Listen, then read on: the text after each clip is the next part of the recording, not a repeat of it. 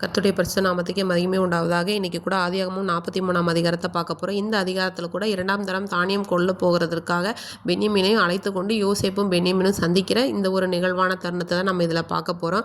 இந்த அதிகாரத்தில் இப்போ ரொம்ப பஞ்சம் அதிகமாகிடுச்சு. இப்போ யாக்கோபு சொல்கிறாரு, அவங்க பிள்ளைங்களை பார்த்து போய் தானியம் வாங்கிட்டு வாங்கன்னு. உடனே யூதா சொல்கிறார், இல்லை எங்களால் போக முடியாது, பென்யமீனை கூட்டிகிட்டு போகாமல் நாங்கள் போனோம் அப்படின்னா அந்த மனுஷன் எங்கள் முகத்தை பார்க்க மாட்டேன்னு சத்தியம் பண்ணியிருக்காரு, அதனால் நாங்கள் போக முடியாது அப்படின்னு சொல்கிறாங்க. உடனே இப்போ இஸ்ரவேல் ஆகிய நம்ம யாக்கோபு கேட்குறாரு, உங்களை யார் சொல்ல சொன்னது, உங்களுக்கு ஒரு சகோதரன் இருக்காரு அப்படின்னு சொன்னோன்னே உடனே உங்கள் சகோதரர்கள் எல்லாம் சேர்ந்து சொல்கிறாங்க, அப்படி இல்லைப்பா, அவங்க கேட்டாங்க உங்கள் அப்பா எப்படி இருக்காங்க, உங்களுக்கு என்ன ஏது, நம்ம வம்சத்தை பற்றியே குறித்து சொன்னாங்க, அதனால தான் சொன்னோம் அப்படின்னு சொல்லும்போது உடனே இப்போ யூதா சொல்கிறாரு, நம்ம நாம் எங்கள் குழந்தைங்க எல்லாம் சாகாமல் இருக்கணும்னா நீங்கள் இப்போ பென்யமீனை அனுப்பி தான்ப்பா ஆகணும், வேறு வழியே இல்லை அப்படின்னு சொல்லி ஒரு கட்டாய சூழ்நிலைக்குள்ளாக ஆக்கும்போது உடனே இப்போ யூதா சொல்கிறாருன்னா அவனுக்காக உத்தரவாதம் பண்ணுறேன், ஒருவேளை நான் அவனை கூட்டிகிட்டு வர முடியல அப்படின்னா அந்த குற்றம் என் மேலே இருக்கட்டும்னு சொல்லி இப்போ ஒரு வழியாக யாக்கோபு சம்மதிச்சிட்டாரு. அப்போ சொல்கிறார் யாக்கோபு, சரி நீங்கள் ஒன்று பண்ணுங்கள், இந்த தேசத்தில் இருக்கிற உச்சிதமான எல்லா பொருட்கள், அதாவது பிசின், தைலம், தேன், கந்தவர்க்கம், வெள்ளைப்பூளை, வாதுமை கொட்டை, திறப்பிந்து கொட்டை எல்லாத்தையும் நீங்கள் உங்கள் சாக்கில் எடுத்து போட்டு அந்த மனுஷனுக்கு காணிக்க கொடுங்க.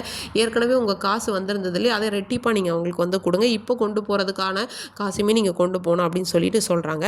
சரின்னு சொல்லிட்டு அவங்களும் அதே மாதிரி பண்ணுறாங்க. பென்யமீனையும் அனுப்பி விட்டு சொல்கிறாரு. ஆனால் யாக்கோபுக்கு மனசில் அவர் சொல்கிறார், சர்வ வல்லமையுள்ள தேவன் உங்களுக்கு இறக்க கிடைக்க பண்ணுவார் அப்படின்னு சொல்லிட்டு அதுக்கப்புறமா என்ன பண்ணுறாங்கன்னா இவங்க எல்லாம் எடுத்துகிட்டு தூரமாக போகும்போதே யோசேப்பு பென்யமீன் வரதை பார்த்துட்டாரு. சொல்கிறார் அவங்க வீட்டு விசாரணைக்காரன்ட்ட, நீ சாப்பாடு மத்தியானத்துக்கு எல்லாமே ரெடி பண்ணி வையின்னு.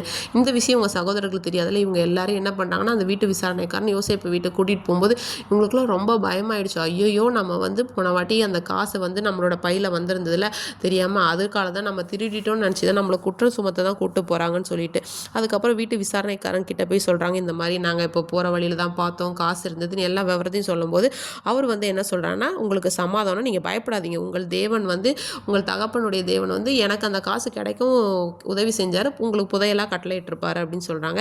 உடனே வீட்டுக்குள்ளே கூட்டு போய் கை கால் கழுவெல்லாம் என்ன தண்ணி கொடுக்குறாங்க. அதெல்லாம் முடிச்சதுக்கப்புறம் யோசேப்பு வர வரைக்கும் இவங்க அந்த காணிக்கை, அந்த ஸ்பெஷல் திங்ஸ் எல்லாம் இருக்குல்ல, வாதுமை கொட்டைகள், அந்த இது எல்லாத்தையும் உச்சிதமான பொருட்கள்லாம் எடுத்துகிட்டு அவங்க வந்தவொடனே காணிக்க வச்சு அவனை விழுந்து வணங்குறாங்க. உடனே யோசேப்பு கேட்குறாரு, நல்லா இருக்காரா உங்கள் அப்பா எப்படி இருக்காங்கன்னு கேட்கும்போது எல்லாம் நல்லா இருக்கான்னு சொல்லிட்டு பென்யமீனை பார்த்தோன்னே, மகனே உனக்கு கிருபை ஒரு கடத்தில் இடவ கடவர் தேவன் அப்படின்னு சொல்லிட்டு அவருக்கு ஒரு சகோதரனை பார்த்தோன்னே நமக்கே வரல ஒரு அழுகிற மாதிரியான ஒரு சூழ்நிலை. தனியாக போய் அழுதுட்டு அவரை திருப்திப்படுத்திட்டு வந்தாங்க. அப்புறம் எல்லாருக்குமே தனித்தனியாக போஜனம்லாம் வைக்கிறாங்க. எல்லாருமே என்ன பண்ணுறாங்கன்னா சாப்பிட்றாங்க. சாப்பிட்டு முடிச்சுட்டு ஒருத்தருக்கு ஒருத்தர் சந்தோஷமாக இருக்காங்க. அவங்களுடைய வயதின் வரிசையின்படி எப்படி ஆர்டராக அண்ணன் தம்பி ஒழுங்காக உட்கார வைக்கிறாங்க. எங்களுக்கு ஆச்சரியமாக இருக்குது. அப்படியே சாப்பிட்றாங்க, சந்தோஷமாக இருக்காங்க. அதோட இந்த அதிகாரத்தை முடிக்கிறாங்க. இன்றைக்கி கூட இதில் பார்த்தோன்னா 14ஆம் வசனத்தில் யாக்கோபு சொல்லுவார், சர்வ வல்லமையுள்ள தேவன் அவன் சமூகத்தில் உங்களுக்கு இரக்கம் கிடைக்க பண்ணுவார் அப்படின்னு. அது மட்டும் பார்த்தோன்னா இப்போது யாக்கோபு அவருடைய எல்லா கஷ்ட சூழ்நிலையும் நம்முடைய தேவனை முன்னாடி நிறுத்தி போகிறாரு. இன்னொன்று என்னென்னா, இந்த வீட்டு விசாரணைக்காரன் சொல்வார், உங்கள் தேவனும் உங்கள் தகப்பனாகிய தேவனும் உங்களுக்கு புதையலாக கட்டளையிட்டார் அப்படின்னு. அப்போ யோசேப்போட வீட்டில் யோசேப்பு கவனிச்சிருப்பார். யோசேப்பு ஒரு சாட்சியாக வாழ்ந்ததுனால தான் அந்த வார்த்தை இவங்களுக்கு அவர் சொல்ல முடியுது, வீட்டு விசாரணைக்காரன். இன்றைக்கி கூட நமக்கும் சரி மற்றவங்களுக்கும் சாட்சியாக ஜீவிப்போமாக.